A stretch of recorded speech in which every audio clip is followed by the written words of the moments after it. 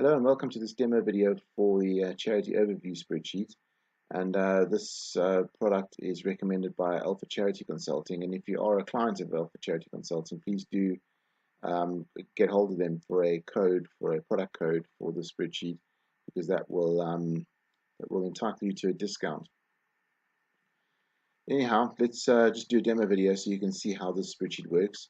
When you receive it, your business name will be already typed in here. On the free trial, you can type your own business in, but for the purchase one, your business will be locked in there. And the various drop-down lists here which show certain things. So let me just take you through those, because you can change them. I'd recommend changing them before you start the whole process, because once you get to these tabs here, you'll be able to select items from these drop-down lists. So you don't want to create a drop-down list, select an item, and come back here and change it, because then it's going to cause problems with your spreadsheet. So you really want to set this up at the beginning.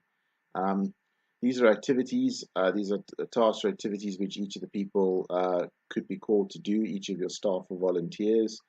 So you may get staff or volunteers to do specific things like fundraising, whatever. Those activities would be under here. You've got training.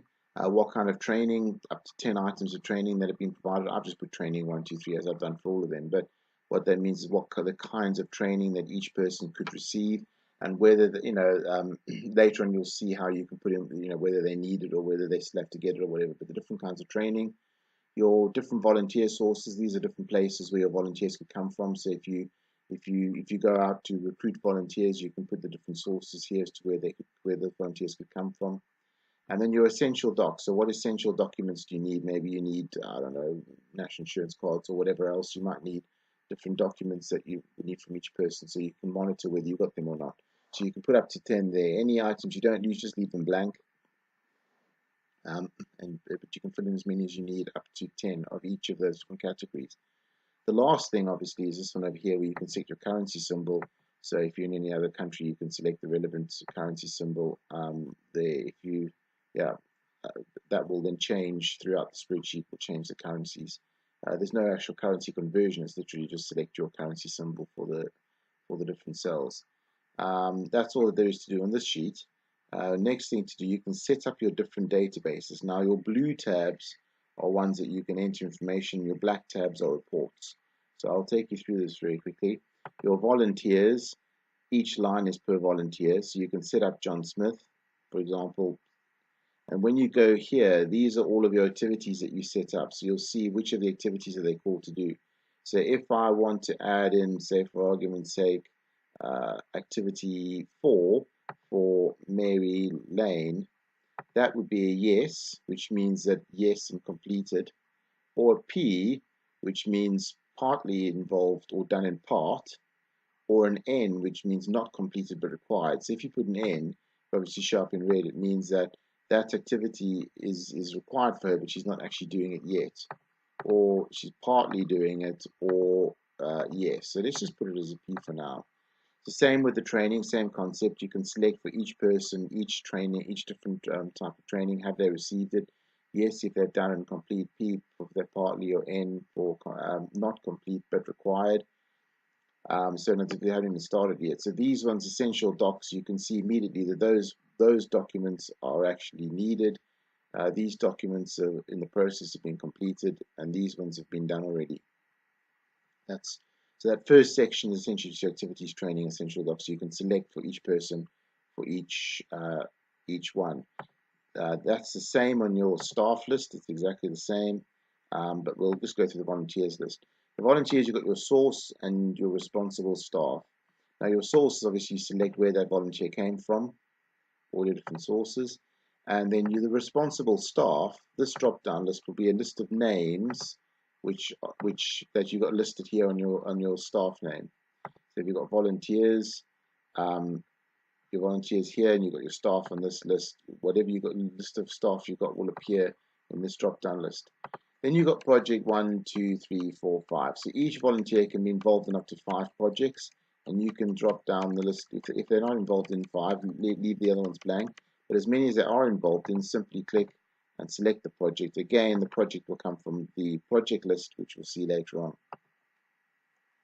So if this list is blank here, it means you haven't added any projects. Then you can put in the volunteer address, email, and contact number. You can just type those in as you would normally do so. Just keep in mind the address, you want to put a comma and a space in between each one like I've done here, because later on it'll separate those and it'll look for them based on a comma and a space. So each line of the address, just put a comma and a space between them. Right, so we've checked the volunteer tab. The staff tab is almost exactly the same. It's just missing two of the different columns. So it's the same thing with the address and the email and all the rest of it. Your partners are similar. If you've got any partners involved, the businesses or churches, anything that's partnering with you, you can put the name, the contact person, contact number, email address, and up to 5 projects that they're involved in.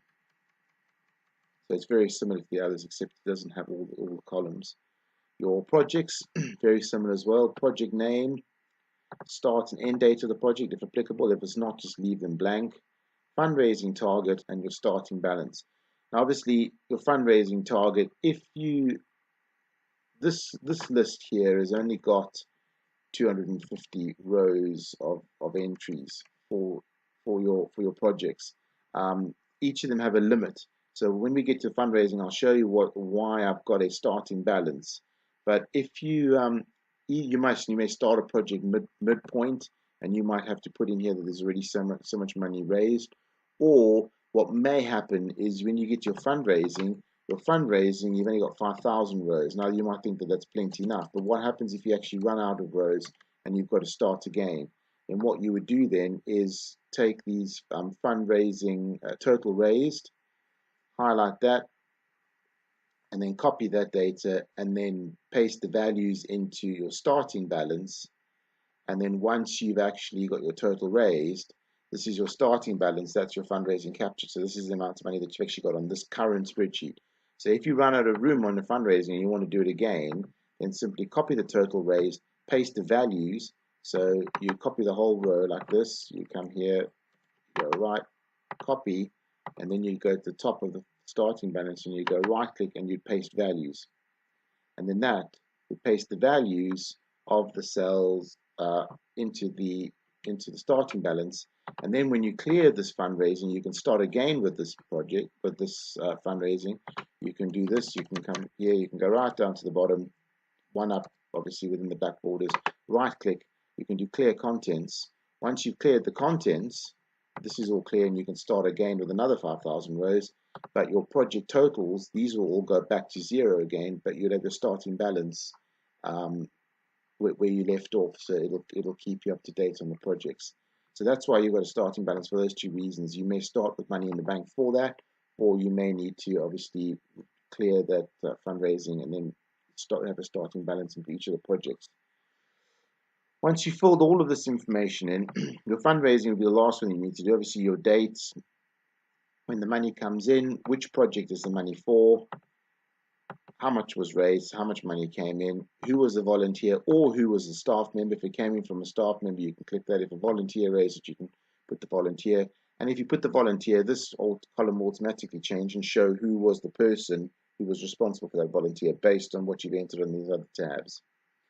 So those are all the data entry tabs. So you've essentially got what you would normally have on 4 different databases, but you've got them all linked together so that you get drop-down lists on various ones referring to other ones. And as you fill this information in, these 4 tabs here will all automate based on the information you've got entered on these tabs.